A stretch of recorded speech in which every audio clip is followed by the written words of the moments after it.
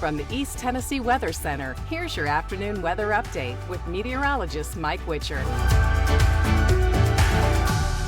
Hi, everybody. Happy Thursday afternoon. It's been a waterlogged day, not for everybody, but for the eastern half of East Tennessee. We continue to talk about a low-pressure system that's hanging out with us overhead and another low-pressure system, i.e. a Category 2 hurricane that could become a Category 3 hurricane before making landfall here over the next several hours. So we'll keep you posted on that. But there's a crazy phenomena that's taking shape here around our area thanks to two low-pressure systems. It's called the Fujiwara effect. It's basically when you have two low-pressure systems that kind of work around each other. Watch what I'm saying. Sometimes the one will dance around the other. Sometimes it gets absorbed into the other low-pressure system. But this is what I'm talking about. This is a rare meteorological occurrence, and it's going to be happening over the next 24 to 48 hours. So the hurricane will get absorbed, it looks like, into this main low-pressure system that has brought us some rain showers over the last couple of days.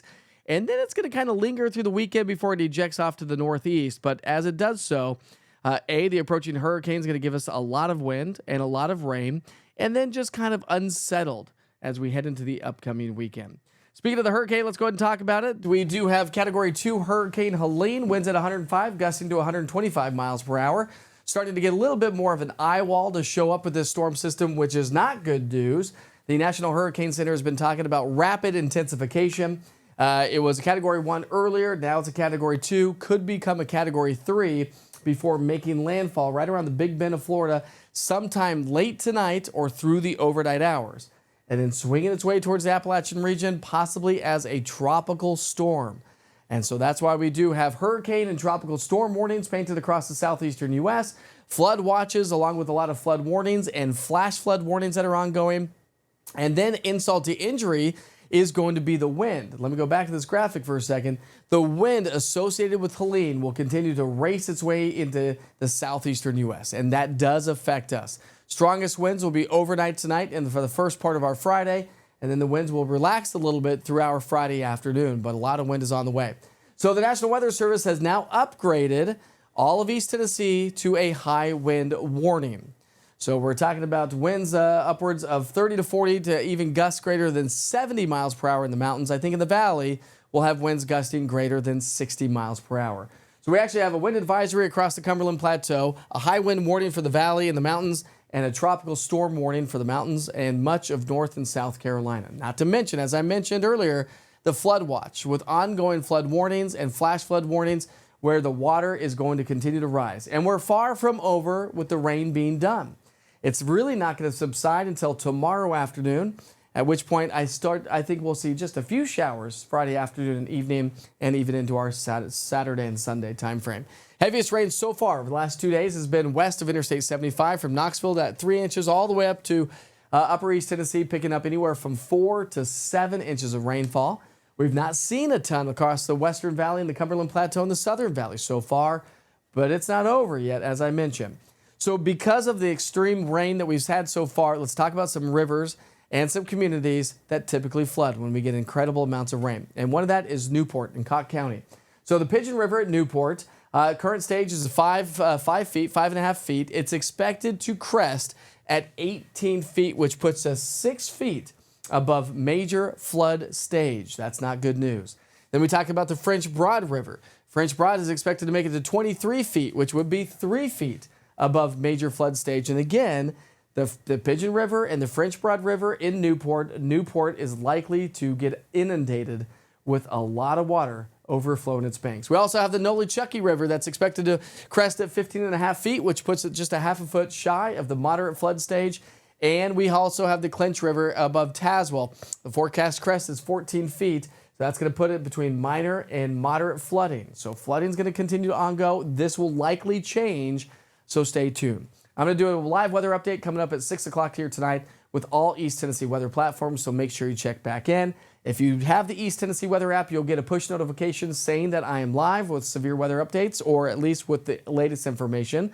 If you don't have the East Tennessee weather app, good idea to download it. Just go to your app store and search East TN Weather, all one word. You can really see how the rain is going to fill in as we head into the evening hours.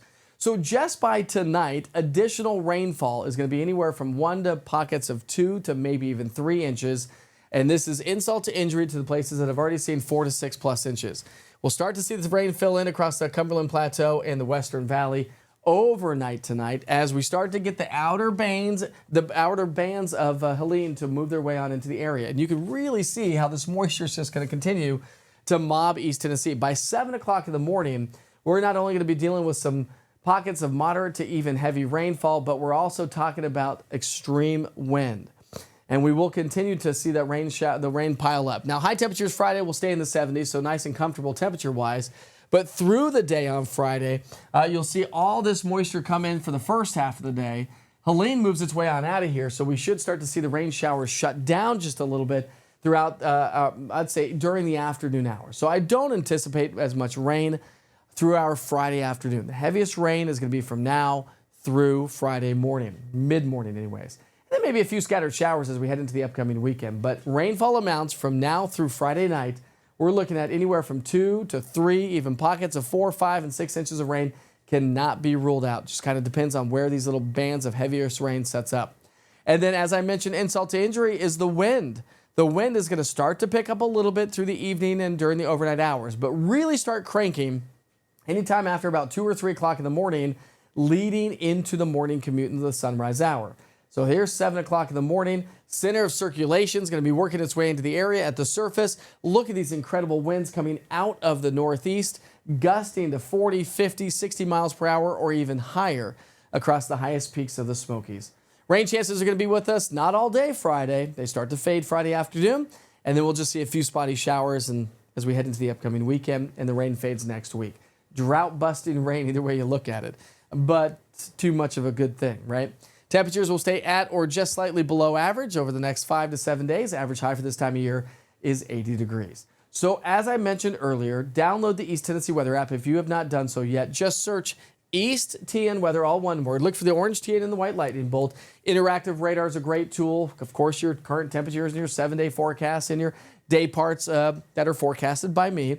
We have your daily forecast weather updates, upwards of 3+ times a day. Typically, I do it at 6 a.m., noon, and 6 p.m. on the weekdays, 7 a.m., noon, and 6 p.m. on the weekends.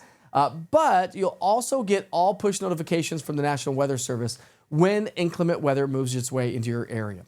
So download the East Tennessee Weather app. Join me on Roku TV, Amazon Fire, YouTube. Go smash the subscribe button on YouTube, help the platform out, and check out all social media on Mike Witcher TV Facebook page, along with the East Tennessee Weather Facebook page. I'm on Twitter and Instagram. You name it, East Tennessee Weather is there. Again, a live weather update coming up at 6 o'clock here tonight. More weather updates on social media throughout the day. If you have photos or videos, please send them my way. I would love to share that out for everybody. And anything that you see on social media, make sure you like and share it all for community awareness. We'll see you back here soon.